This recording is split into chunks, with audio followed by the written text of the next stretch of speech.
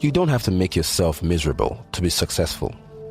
All the long nights and the maniac moments of genius yet success isn't about working hard. Plus, you'll never feel truly satisfied by work until you are satisfied by life. So the question is, how do you take care of yourself and still make your work perform to expectation?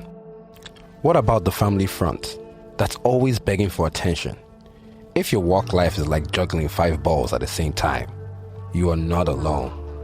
But you don't have to continue down that lane. It's time to separate personal life from work life and bring them both to a balance point. Stay here. We would hand you the magic wand. Today, we're going to be talking about relate like a regular human being. This has to be screened on all the radio stations in Nigeria and Africa because it's a cultural problem. We're dealing with culture when you talk about people relating like regular human beings. Understanding that your employers are human beings, first of all, and they're adults, they're not children. So you speaking in high-level language in a commanding tone, thinking is the best way to make them afraid of you or to respect you, it's not going to work. Be unique, be loving, genuinely be interested in them, be interested in their growth, be interested in their development. And that's why a lot of companies plan annually to train their employees. Do not take for granted what trainings do for your employees. So you have to add that to your annual budget.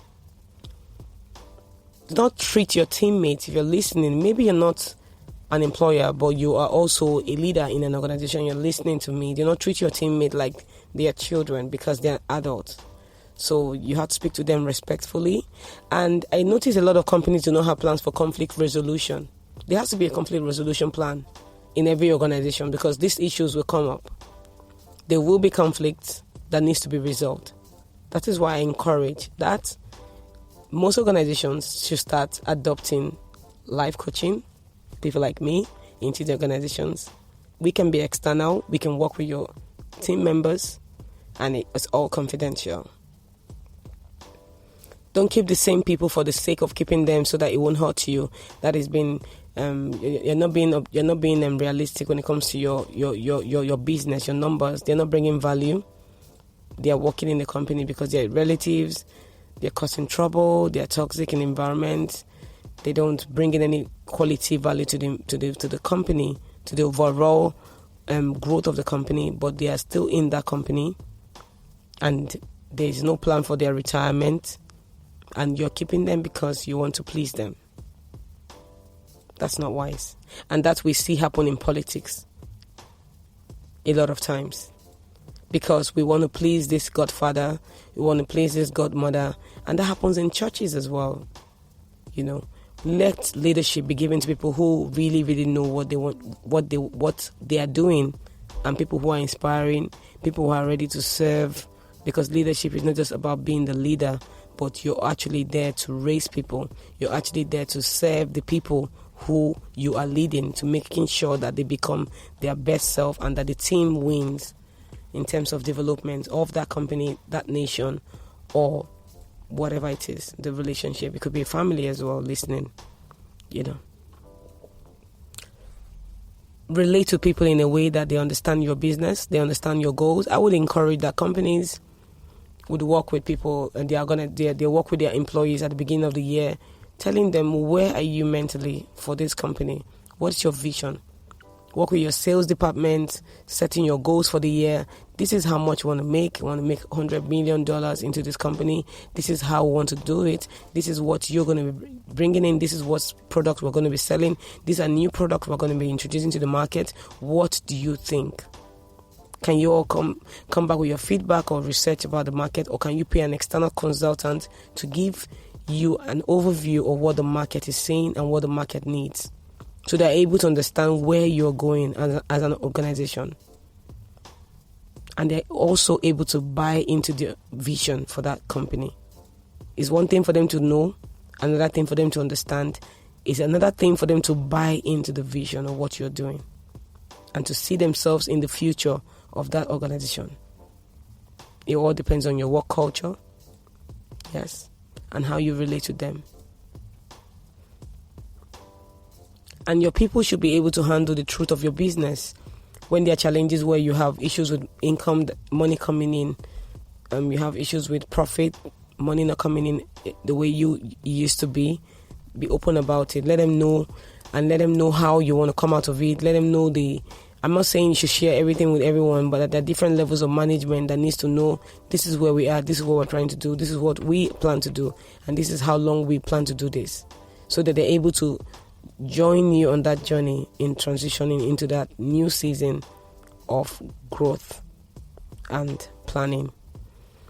So relating with them like a regular human being means that you do not give permission to other leaders who you have employed, who are closer to you, favoritism when they are rude to your own employees.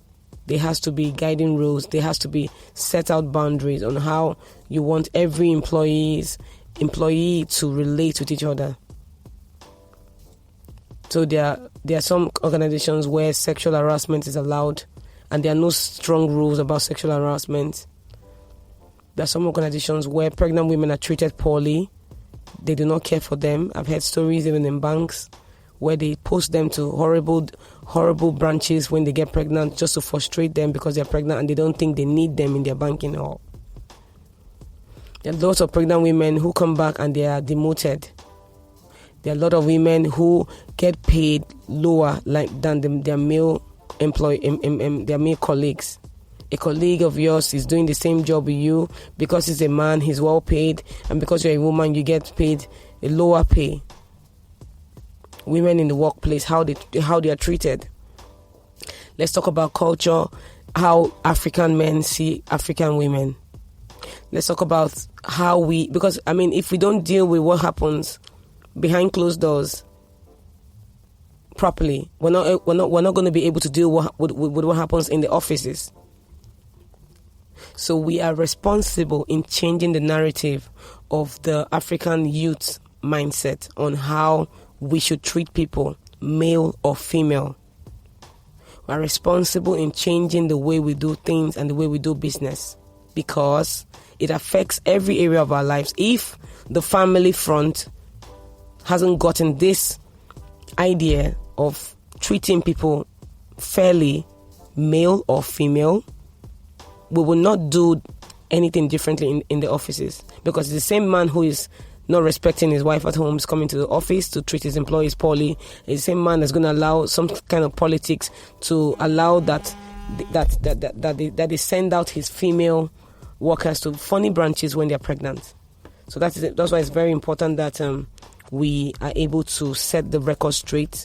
We're able to set the right boundaries, and our employers, they have a clear written instruction training on what is your organizational culture.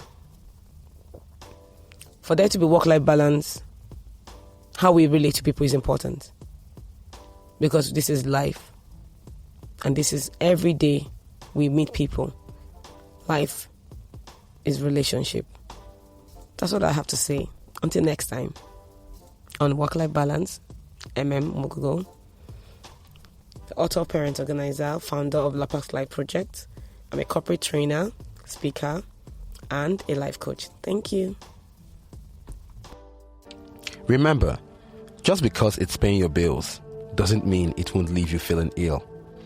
The thrills of life come from simple things we often take for granted, but not anymore. If you've enjoyed today's episode of Work-Life Balance, it's time to make a simple commitment by sharing it with your friends, family, co-workers. It's probably the next best investment you can ever think of. True, everyone deserves a life that works. Save this moment before you blink. We are together again next episode, right here on Africa Business Radio.